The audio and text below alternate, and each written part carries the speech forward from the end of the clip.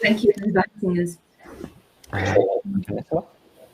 Yeah, actually, I want to start with sort of your last few maybe years of, or even just the last year of establishing the new vihara. But actually, I thought it'd be kind of fun to start with asking you each what one particularly powerful Dhamma teaching from the suttas has been that's really echoed in your mind and heart these last few years, or really continued to come up, something that's really been a thread before starting anywhere else.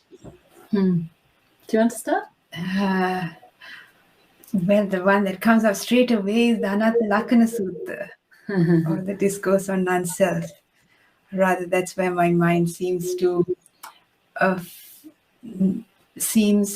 want to work at. Like when the how do you talk about non-self?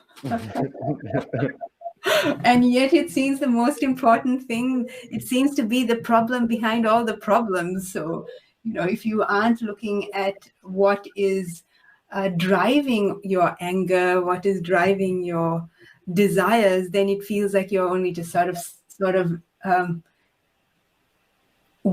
clearing away the dirt, constantly clearing away the dirt and never pulling out the root. So for me, the root is the self that thinks that it is in charge and somehow exists.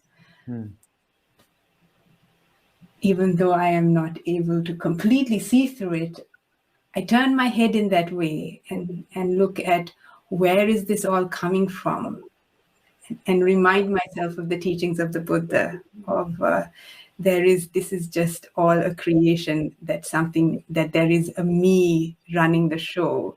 So that's where I turn my head, you could say. Yeah. That's wonderful. Venerable Chanda, what about you? Yeah, actually, I was going to say something similar, but I guess I could add a different nuance in that when I'm focused very much at the moment, obviously, on building community and creating community, I think the teaching of non-self helps inform that too, specifically around the way we're conditioned by our surroundings, by our company, by the people that we're around. And so I guess the theme of Kalyanamitta and why that is such a powerful and essential part of the path. So Kalyanamitta means spiritual friendship, as you both know, and particularly the kind of spiritual friends who've seen non-self and understand that there's nothing here except a conditioned process. And because of that, it's so important that we're careful about the conditions that we create and that we expose ourselves to. So a big part of the project that I'm doing here, which is to establish a Bhikkhunī Vihara in the UK, is to create spiritual friendship so that people are nourished with teachings and with examples of spiritual friends on this path. Because if we don't have that, we're going to carry on running and rolling according to our own habit patterns, precisely because there's no self.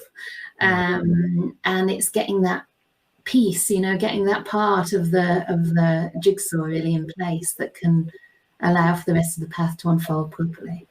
So thank you. And so on that note, with this last year or two, I know that there has been, speaking of dismantling the self or constructs, you've been constructing something new, but doing it with some Kalyanamitta in the field. So can you give us an outline of these last 2 years, and where are you seated now, and what's that been like? And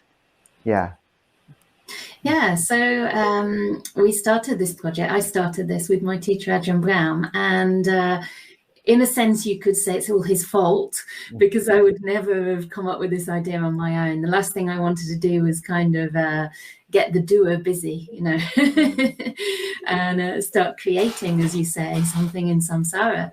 And yet at the same time, being a bhikkhuni, it's very evident that there are so few places for women to practice. We do have to be concerned with putting those basic conditions in place.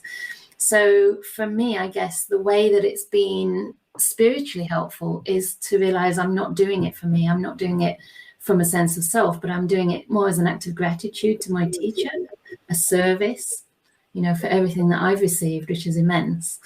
And also simply because it needs to be done. So, of course, I can't always maintain this perspective. And sometimes the little ego comes in and goes, oh, it's not fair. I'm tired. It's so much for one person. But over the years, gradually, we've been developing community. And in the last year, basically, we came to the point where the community was mature enough to actually put down an offer on a property, which is where we are right now. We're not in the shrine room, unfortunately, but we're in the little study, the place where lots of good karma is made. And so in November, I moved in. It's a 4-bedroom terrace house in Oxford. It was a 4-bedroom terrace house, but now it's a vihara, and it's really amazing how a place becomes what it's used for. You know, at first it feels like a lake house, no different from the neighbour's house. But now, as soon as you walk in, you feel, oh, this is a spiritual place. It's a place of practice. It's a place of peace. And moreover, it's a place of friendship too. And it's just beautiful to see that, you know, not only myself and Venerable Upekkhā sort of set the tone and try to obviously put some positive influence there for the people who come, but the people who come themselves are becoming friends to each other. And it seems that by observing one another's good examples, the whole kind of ethical conduct increases. So the level of virtue just seems really strong at the moment, which is something very beautiful to witness. So yes, it's been a lot of hard work. I actually had a complete burnout, I think, last time we spoke, actually. I think it was around there. I was either going through burnout or I don't know. I'm still recovering, I think, at the physical level, but I'm starting to feel myself nourished by the community, which is lovely. So it's not all give and receiving nothing back. It's actually a mutually beneficial thing. Thank you. Do you feel the sort of difference between burnout and nourishing sustainable mode is that community and a place, or is there, what's the key ingredient for you? Good question. I guess it's a combination of things over time, but certainly if you don't actually have a place to live, if you don't have a place to rest, if you don't have nourishing food, how can you thrive? And this is why we're doing this. It's not that there were lots of options for me as a bhikkhuni. You know, I actually really had to struggle to keep my monastic life viable, as in to stay in robes. And the thought of ever leaving the robes for me is completely heartbreaking. Like, I wouldn't really see much purpose to my life.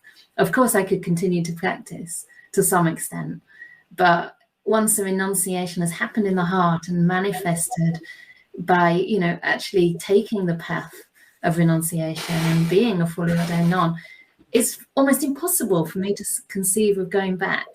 So those very, very basic things are part of what's helping me recover my health. You know, the fact that it amazes me every day that we get a delicious, nutritious meal, and that the guests are kind enough to even consider my special diet in terms of health concerns.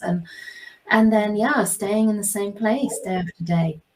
The ongoing mentorship from my teacher, Ajahn, we speak every week, and he's there for me no matter what. You know, I can go through anything with him, whether it's spiritual stuff, mundane stuff, relational stuff. I'll tell him about it. He'll listen. Very rarely give concrete advice, but just be there to kind of hold the space and to give me a sense that he trusts me. You know, he trusts that there's nothing to worry about. And that keeps me going through some of the difficulties. And then I guess, yeah, other things that have helped. I do feel that when we have guests here who are here through really pure intentions, just to give and to see the Bhikkhuni Sangha thrive and to practice, it helps create a really strong holding space. So I also can start to relax and realize it's not just up to me to give. I can actually start to receive some of that nourishment of being around genuine practitioners as well. And of course, having Venerable Upekkhā here has been like a major thing, right?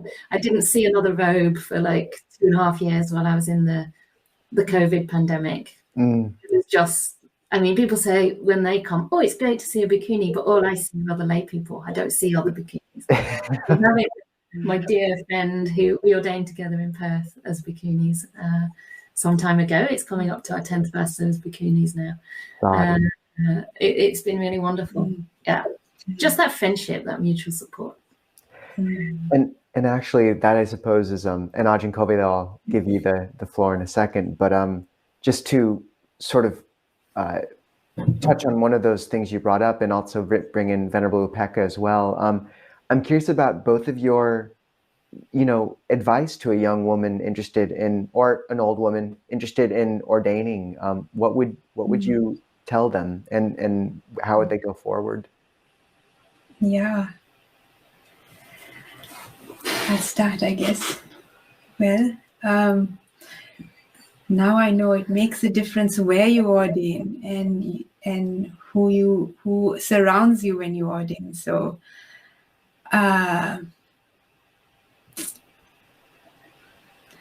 yes. Well, to begin with, you don't have to be perfect. You don't have to have gotten your act together, got your meditation to jhana levels, and then ordain. That's what I thought I had to be before I ordained. So you don't have to be perfect. Yet there is a certain time that it takes for the mind to feel ready. Like when I was 23, actually when I was about 14, I remember seeing an ordination and going, oh my God, maybe I can do that. So there was a seed there, probably from a past life. It takes time. It takes time. So from the age of 23 to 35, I guess I was it had to mature, the time to ordain and the place to ordain. But yet you have to keep it in your mind. You have to keep it in your mind and not sort of end up on another track.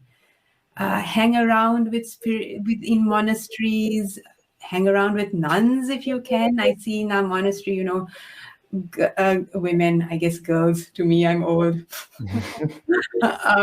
come in every year for many, many years, and then sometimes they don't ordain, but that's the next step. So you grow into it. You start with an ideal, but it takes time for the heart to be ready. But never give it up. Never give it up. Yeah. Thank you. Yeah. That's yes. Yeah. Venerable Chanda? Oh, okay. Well, yeah, I think everything the Venerable Upekkhā says, I completely agree with, actually. The idea of allowing it to percolate and preparing the foundations, basically, allowing it to be a natural process, because I think sometimes people come at it thinking, well, I should do this. It makes sense. Ideologically, I can understand the reason to ordain. But a lot of the time, it's a step too far too soon. So I think establish a practice, especially work on your foundation of virtue. Keep coming to monasteries, spend time, get to know what it actually is about, and also visit different places, because sometimes it's about a particular connection with a certain community or a certain teacher. Ideally, you wouldn't want to make it all about the teacher, but it has to be a place where you feel the wholesome qualities can increase. And understand as well that with the Bhikkhuni Sangha at this stage, we need people who are willing to serve quite a lot, because we don't have the kind of resources to just allow somebody to be in retreat mode all the time. That's actually nothing to do with my monastic life in England anyway. It has to be a combination of service and practice. But the service can feed into the practice, because you're developing really strong virtues. Virtue is not only about abstaining from things that are harmful, it's about really bringing goodness into the world, and kindness and selflessness, sacrifice sometimes. So see that your practice is moving in a direction that's balanced. It should be leading to a wish to serve others, to help others, and not only to gain certain elevated states. I mean, this is part and parcel of the path, of course, but they come as a natural consequence of having the foundations in place. And don't rush it, don't push yourself at all. Sometimes you have to kind of go through some of the things in the world. I mean, ideally, you want to see the danger and move away from them before you suffer too much. But sometimes we actually have to experience why things are unsatisfactory in the end and conduce to suffering. So it doesn't work if you push yourself. It'll come back to bite you later on. So just let it gradually unfold and work on your practice. The whole Eightfold Path. Thank you. Ajahn Kovilo? Yeah, I'm curious to maybe thread a few of the different strands that we're talking about.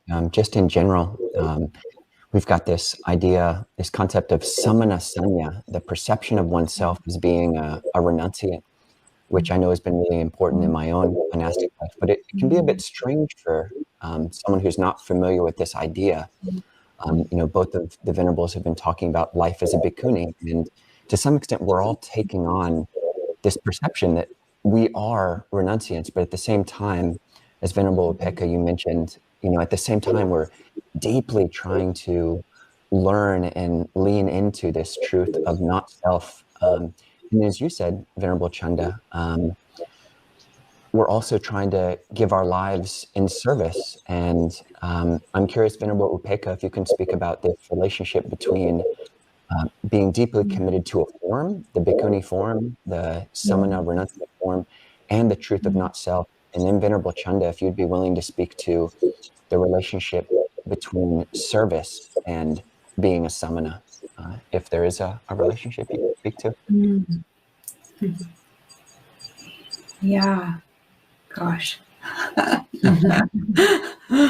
Well, the non-self is the culmination of the samana life, but we still need the form and need to identify with the form in order to go towards that understanding of non-self. So it's kind of like associating with the wise to associate with the samana form. And admittedly, it's difficult because we have been in samsara for so long, and my mind anyway, constantly remembers the 35 years before I ordained and not the 15 years since I ordained. But to surround yourselves with samanas and to surround yourself with true samanas, which you don't always come across. You come across with people dressed in robes most of the time. Well, when you're like our communities are 15, I don't know, around, most of them are junior nuns. So they just behave like normal people, they are not monastics for long term. That's part of the difficulty of the bhikkhuni sasana, that we don't have samanas of long standing. We have a whole bunch of young girls dressed in brown robes for the most part. Yeah. But when I do see a true samana, someone who has been in robes a long time, mature in their practice, something in the mind shifts. You go, there is something different. And that wakes it up in me. I have to say, I do struggle with samana sanya because of the sort of the immaturity of the bhikkhuni sangha. There are no mature bhikkhunis to see, to visualize. So I don't know if I'm answering the question, but anyway, samana sanya is it imprints something in your head. You see it in reality. You see it in the brown robe, and you go, something emotional works inside. Yeah, something deep inside is awakened. Yeah. Thank you, Venerable. Yeah. So you're asking me about being a samana, and also the role of service. Is that right? Right. Yeah. Yeah, so I guess for me, the Dhamma's always been about service. Like the whole purpose to me is sort of to remove as far as possible these aspects of greed, hate, and delusion, not only from my heart, but from the world, right? And I remember when I was a teenager just feeling so despairing, just seeing the news was kind of enough to awake this sense of a search for a path in me, because I saw the way that people go to war on each other based basically on power and greed, right? And it just seemed to me that wouldn't happen if people were at peace within themselves, and that if anyone has greed in their heart, it's going to turn that way. It's going to turn to destruction, to, power trips and wars and all the rest. So I think already through the practice, anybody who practices is already doing a great favor for the world. It's a service, because you're making yourself a harmless person. So this is obviously refined further with the monastic training, because the training rules we undertake are really to restrain any elements within ourselves that can cause harm for others. To a really great degree. And I think for me, the more interesting training rules are not so much about not eating in the evening or kind of looking a certain way or becoming a non. I think that's something to be wary of with this idea of non-self. You can just take yourself and try to spiritualize it. I don't like my old self, I'll get a new self and it'll be a non. So I always say renouncing or ordaining rather than becoming a non or being a bhikkhuni. It's just language, but it does help. But yeah, part of the training is restraining ourselves from creating harm. So the things that I find interesting are things around right speech very much, and also having an attitude of respect. There's one Pachitya, I think, that says an offense of disrespect is to be confessed. And these sort of things are very subtle and often things that aren't really brought out in the Patimokkha or, in our meetings or monthly or fortnightly meetings. But this is really refined virtue. And I guess just asking ourselves, what can we give? And how can we give in a way that doesn't deplete us, but that actually resources our own practice as well? So, of course, for monastics, we tend to give the Dhamma. We share the Dhamma as far as possible. In my particular situation, I'm also trying to create spaces for other monastics and spaces for people to practice, as you both are as well. And I think part of the service there is to offer a spiritual community to others. Part of it is also to repay my debt of gratitude to my teachers first and foremost, but also my family, because through doing this project, I've been able to bring them in contact with true samanas, people I have confidence in as really highly developed beings, you could say.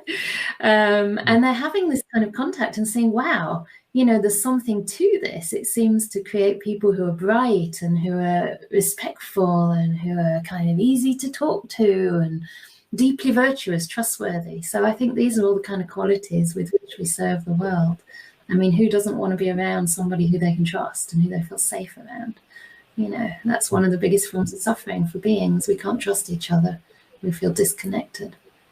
So I think that's one of the gifts we can bring as samanas. Actually, that's the defining quality, really, that we should be highly virtuous, highly ethical beings. Yeah, thank you both.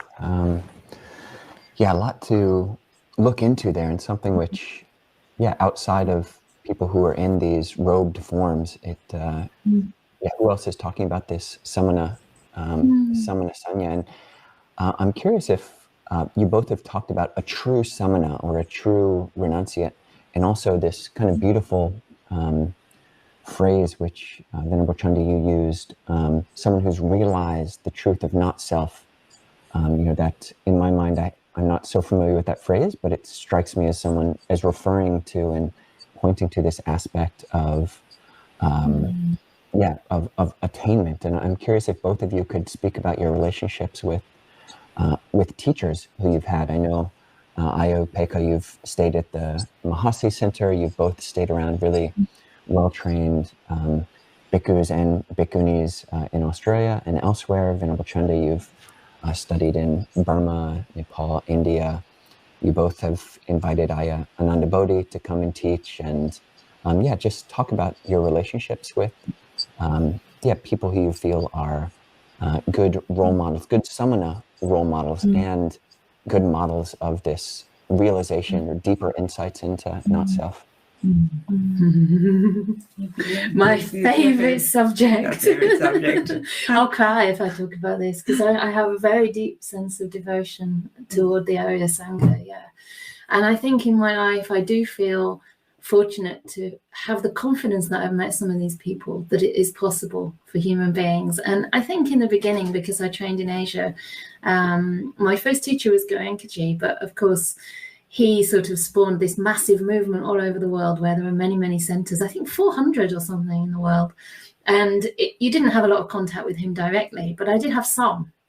And it was enough to know that somebody who's further on the path is never intimidating. They're actually deeply compassionate and easy to be around. And I felt that I could sit in their presence and ask them anything.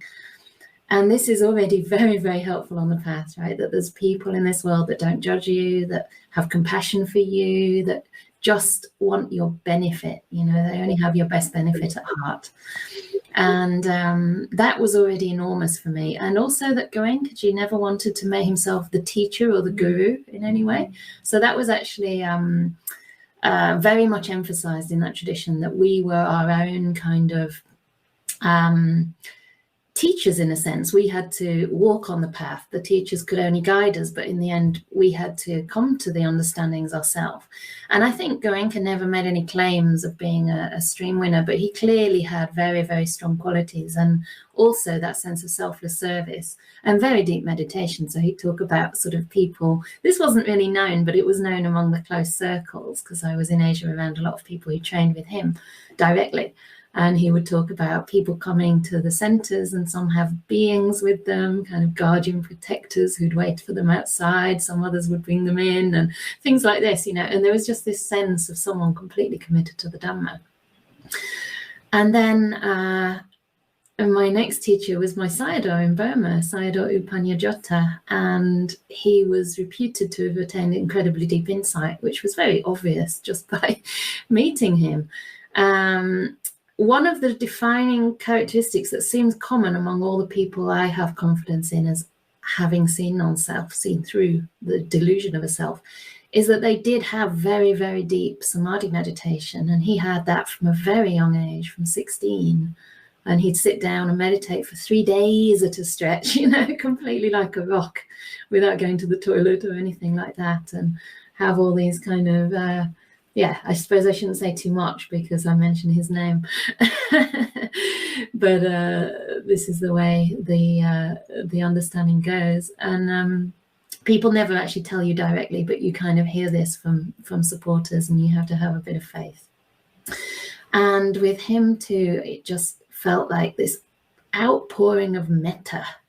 It was almost as though having a person's presence like that to meditate with would bring you up to already a higher place than you were before. So you'd be starting from a different kind of starting point, if you like. And that was very powerful.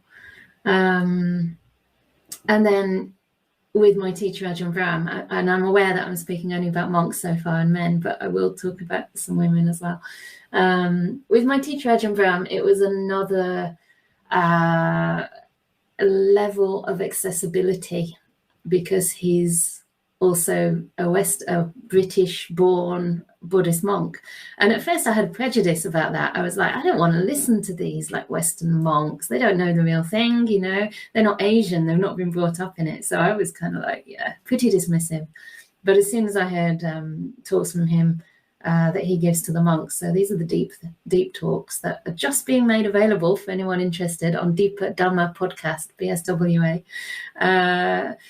I just had PT coursing through my body and mind, and I knew this is the real thing. This is someone who's realized these things, and perhaps the fact that he had a similar background and could speak to some of the Western sort of psychological knots that we have to our conditioning, basically, was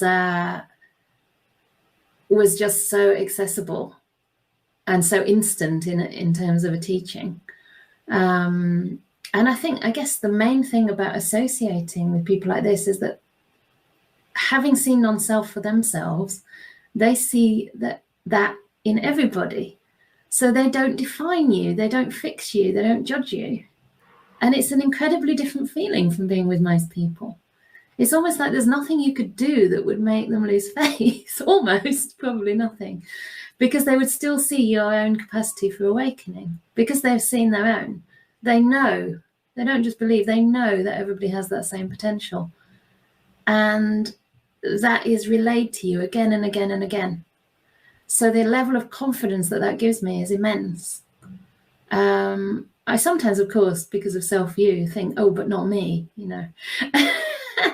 But then whenever you meet these people, you kind of know that it is possible, and it's just a matter of the causes and conditions coming together. And then, of course, there have been really wonderful female practitioners, and I have met a couple who I suspect are fairly far on the path. One is a Burmese nun, Sayali Dipankara, and another is actually a laywoman. I really like Shyla Catherine. I think she's pretty exceptional. She has some qualities that are really admirable from my perspective, because I tend to be like particularly, I have a lot of kindness and compassion, but it can be there can be a danger of being too emotionally engaged with people. But she has this very cool kindness that's very boundaried, and this ability to say no, which I find like, wow, this is amazing. This is someone who's beyond caring what people think, and is just very, very clear in herself. So I think her wisdom and discernment qualities are very strong. Yeah. And then other bhikkhunis as well. You mentioned Ayavananda Bodhi. She's someone I certainly respect. And she's been a good support to me as a friend, and also as an advisor to the project, because she's done many of the same things I'm trying to do. So she has a great understanding and ability to kind of understand how things are for bhikkhunis, which is really refreshing, and something that monks, even Ajahn Brahm, can't always do. So I don't know if that really answers the question, but yeah, for me, I guess the Sangha as a refuge is a really important refuge. Sometimes I think it's more visceral even than the Buddha himself, although I'm getting much closer to the Buddha through the suttas these days. But actually seeing a living, breathing example, an embodiment of the Dhamma, is incredibly powerful. And just to finish with a caveat that don't presume, don't kind of come quickly to any judgment of a person's stages on the path. They won't actually tell you most of the time. So suss them out over years. And when you do, and when you feel that confidence, it can be really a very beautiful thing. Yeah.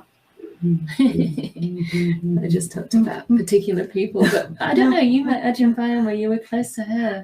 Yeah. But I didn't know her so well. Because she was ill shortly after I joined the monastery. And she changed, a lot in that 20 years that she was ill. Anyway, I would say that the sight of an Arya, if you have the potential to see it, that's the other thing, like you can come across these beings. I met Goenkaji as well when I was like 22 or something like that. He looked cool, but there was no, like wow about it. So one has had, but I feel it is also your own quietness of mind that is able to resonate with these beings. It's not just them, it's actually mostly you, your attunement, your quietness, your samadhi that is able to recognize. Anyway, that's how I find it. That said, it makes all the difference, because like being born in Sri Lanka in the 70s, we were the paradigm was there are no more arahants left in the world. Too bad, good luck. Hope to be born in the time of Maitreya Buddha. If not, that's it, we're stuffed, kind of thing. And that really isn't the case anymore. that isn't the case anymore. I feel like I've almost, so privileged to be born in this time, because really in Sri Lanka for the last few hundred years, maybe there were monks in the forest that nobody knew of, but or nuns, perhaps, yeah, that nobody knew of. But in Sri Lanka anyway, it's only really in the last 20 years that there have been really good teachers, young teachers who maybe they've gotten somewhere. You have your friend. Yes. I talked to a very beautiful Sri Lankan nun. She speaks some English now, but mostly in Sinhala. Who glows. I mean, I don't know what she is, but she's just generally radiant at all times, however busy she is. She's how old? I think she's 33. Very young. I think we're born in fortunate times, so we have to make use of it. These opportunities don't come very easily in samsara, to be close to the Dhamma, to be close to the Arya Sangha. So it's a very special time. And yeah.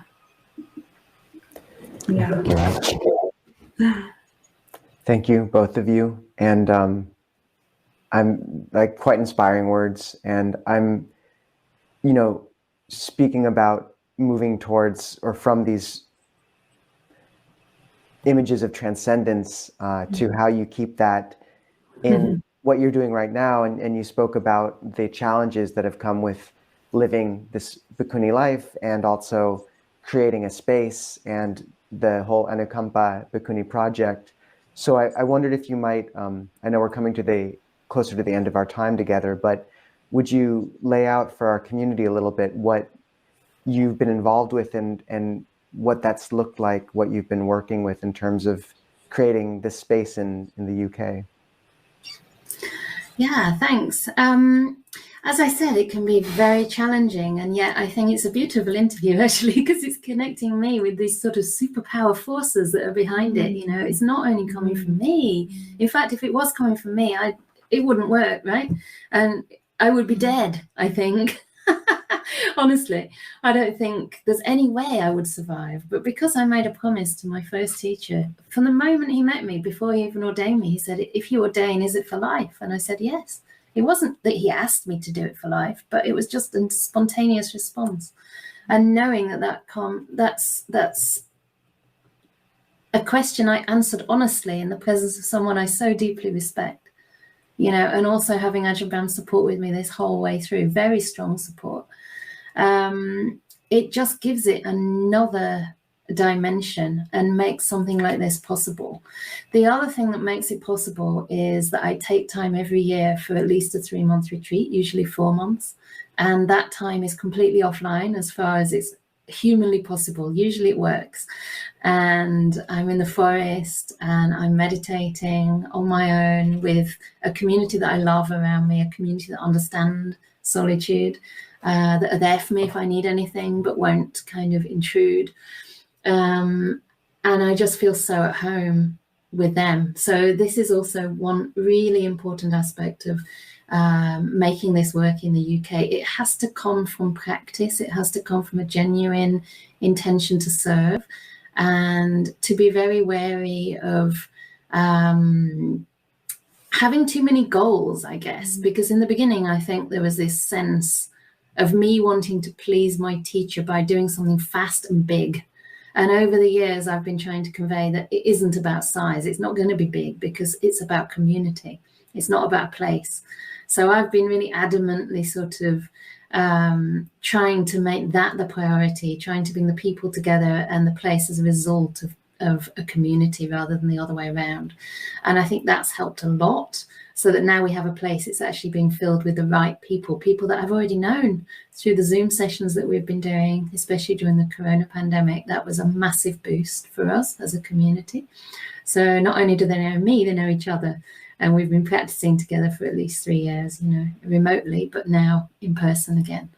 So yeah, it's difficult, and certainly I need a lot more help, because one of the things about this project is that I wasn't invited by an established group. There was no trust, there were no supporters, there were no even friends here in the UK except my childhood friend and my family, because I'd lived in Asia literally all my adult life. So, and then Australia for 3 or 4 years. So we really started this from scratch, and because of that, I'm kind of heading every aspect of it and managing all the volunteers, managing the trust, managing all the events, the website, YouTube channel. Actually, I have YouTube volunteers, brilliant. We have some really committed volunteers, but the management side needs to shift, because in order for something to really be sustainable in the long term, the monastics need to feel they're developing on their paths. So some of the time it's treading water, but some of the time it seems like it's treading water. But behind that, there's a lot of qualities being developed. There are a lot of edges that I'm meeting, and places where I have to just say, I'm struggling. You know, I've learned that you have to be vulnerable, because to sort of pretend like you've got it together all the time would be a killer. So I'm just open. And sometimes I might come downstairs. I think we've both done this, even while you've been here. We've come downstairs, we've been a bit kind of down, and we've had a few tears, right, in full public view, because there's no choice. And so we just say to the guests, yeah, you know, I'm struggling today, I'm feeling sad, or I'm feeling anxious. And that actually creates a really strong sense of camaraderie. And people have told me it's very inspiring, because then we feel accepted the way we are as well. So I think, I don't know if that really answers, that's just a flow of thoughts that, with no particular order to it. But yeah, just some kind of glimpses into how things are going. And it's, I guess it's because I really don't know what I'm doing, right? I mean, it's not like I've practiced doing this earlier in my life, or probably not even in previous lives. I probably had the conditions just there, or I was probably in India, so didn't need them. So it's really sometimes like taking half a footstep, or just putting your toe in front of the next. And sometimes it's just standing steady and kind of recovering from the wobble, but just staying with it and trusting the path. Yeah, but it'd be nice if you had any more closing reflections on your time here and what you've seen happening, maybe. Or the question that was originally put, I'm not sure. I can't remember what the question was. What was the question? Don't know, just talk. Well,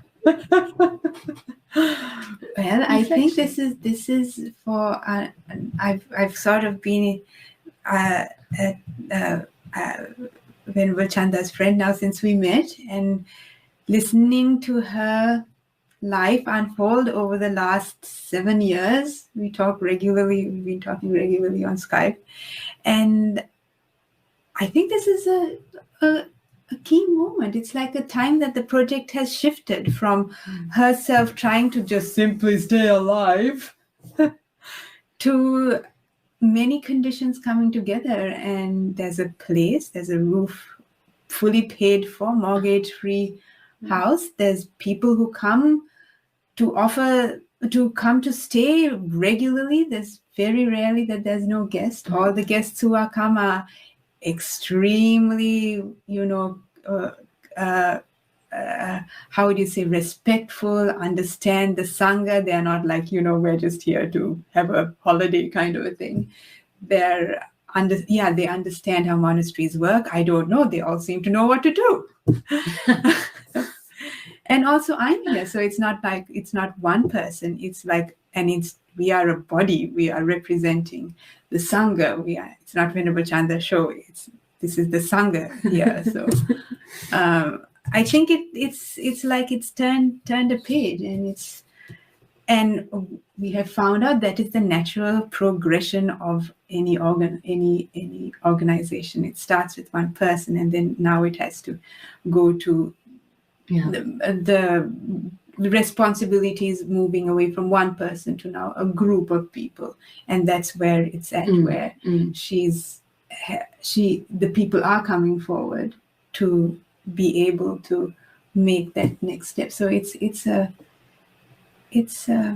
definitely something's going on. Yeah, and just to say as well, just to express my gratitude to you for being such a wonderful Kalyanamitta and actually, taking the leap to come over, because it's not easy. Not only setting up is not easy, but actually coming away from a very comfortable, very well supported place to the unknown also takes a leap of faith, and you were the one that did it, and it has made a big difference having you here, although she is going back in less than a month, and I'm also going on retreat. But I think it's almost like everybody who comes here leaves their mark and increases the richness of what we have to offer. It's like everybody contributes something and changes the atmosphere here for the long term, and I'm sure you'll be back. Come back for sure.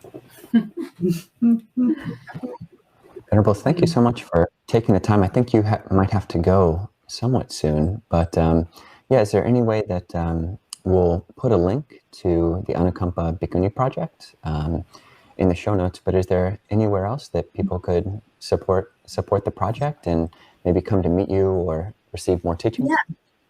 Yeah, definitely. So we still have some Zoom sessions because it was such an important, indispensable part of our development. So we still have every Friday evening, which I think works for America. It'll be your morning time, a sutta discussion. So we go through the Social and Communal Harmony anthology by Bhikkhu Bodhi and bring that to life. Everybody shares their own insights or their own struggles in daily life related to the sutta that we read. And we also do metta meditation. We also have Dhamma talks by different bhikkhunis and, of course, Ajahn Brahmali and other teachers who are very closely associated with our project. So that's on our Anukampā Bhikkhunī Project YouTube channel. And also in our newsletters and on our website, you can find the links, or at least a link to the links for the Zoom sessions. And our address is not public simply because I'm the only bhikkhuni most of the time living here. So, and also to preserve the solitude. But you can write to team@anukampaproject.org to ask for information about coming to visit, coming to stay as a guest. We've had we have one American lady here now, and we've had your very own Grace stay with us for 7 weeks, all the way from Washington State. So people can come and stay and experience the monastic lifestyle firsthand to support their own Dhamma practice of the whole path. And they can also, if they're from England, most likely, they can offer dana. They can come at lunchtime. But you can also offer dana remotely. So again, writing to the team at just team@anukampaproject.org, you can write to them and send a meal, basically. Contact some sort of local organization, food place here, and they'll send a meal to our doorstep. So that way everyone gets the opportunity to partake in offering dana to the Sangha. And Ajahn Brahm is coming to England in November. So he has a couple of mini retreats and lots of public talks. So you can apply for those. Anything else? And volunteers. I mean, as Venerable Upekkhā said, I am in the process of trying to delegate significant parts of my work, especially events management, which is about 50% of what I do, maybe. What we really need are volunteers who can contribute significant amounts of time rather than an hour a week or something, because these are big jobs. But just stay in touch with us through the newsletter and write in to ask how you can be involved. I really want to just say how beautiful it is to see what you both are doing there. And I know it hasn't been an easy kind of movement through all that. But I hope that, in terms of treading water, swimming, there's water wings coming. And, from the other side of the Atlantic, it's just really a pleasure to actually speak with you both. So thank you so much. Thank you very much, both of you. It's lovely to meet you. And it's wonderful to have supportive monk allies. Really wonderful, because this has to happen, right? I mean, it's going to be the calling in all human beings' hearts to renounce fully and to take up the training offered by the Buddha for generations to come. So we have to make that possible. So thank you both for being part of that as well. And I wish you every success in your own project, your own monastery over there. Yeah. And thank you for the great questions. Yeah. Brilliant. Look forward to meeting you in person someday. Yay. Hope so. Okay.